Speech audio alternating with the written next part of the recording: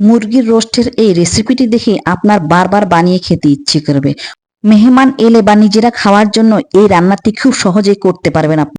Welcome to my channel Momena's cooking এ। তো আমি এখানে প্যানে কেটে বেছে পরিষ্কার করা দুটি মুরগি নিয়ে নিলাম আর দিয়ে দিলাম একে একে 3 চামচ মিষ্টি দই।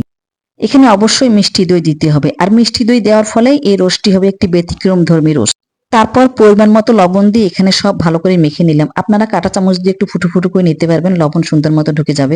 যেহেতু মাংসগুলাকে আমি ভাজবো না, এবার ঢেকে দিলাম। 30 মিনিটের জন্য আমি রেস্টে রেখে দেবো। আর আমি এক বাটি পেঁয়াজ বেরেস্তা করে নিলাম। বেরেস্তাগুলো একে তুলে নিব, তারপর ওই তেলেই আমি বাটা পেঁয়াজ দিব। পরিমাণ হবে 2 টেবিল চামচ। আর দিব আদা বাটা 1 চামচ, রসুন দেব 1.5 চামচ, আর দেব কিছু তেজপাতা আর একটি বড় এলাচ মুখটা ফেটে নিয়েছি। 1 টেবিল চামচ পরিমাণ চীনাবাদাম, কাজু বাদাম এবং কিশমিশ ব্লাইন্ড করে নিয়েছি। আপনারা বেটেও নিতে পারেন। আপনারা তৈরি করে কমেন্টস জানাবেন কেমন হয়েছে। এবার মুরগিগুলো দিয়ে কষিয়ে নিয়ে দিয়ে দিলাম বাজারে ব্র্যান্ডের রোস্ট মশলা, কয়েকটি কাঁচামরিচ কেটে দিলাম এবং 1 চামচ চিনি দিব আর 1 কাপ দুধ। এবার সবগুলো একসঙ্গে কষানো হয়ে গেলে এবার দিয়ে দিব গরম পানি। আমি কিন্তু এখানে এর আগ মুহূর্ত পর্যন্ত একটু ঠান্ডা পানি দেইনি।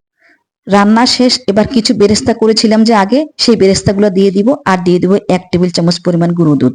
10 মিনিট দমে রাখার পর হয়ে গেল পরিবেশনের উপযোগী।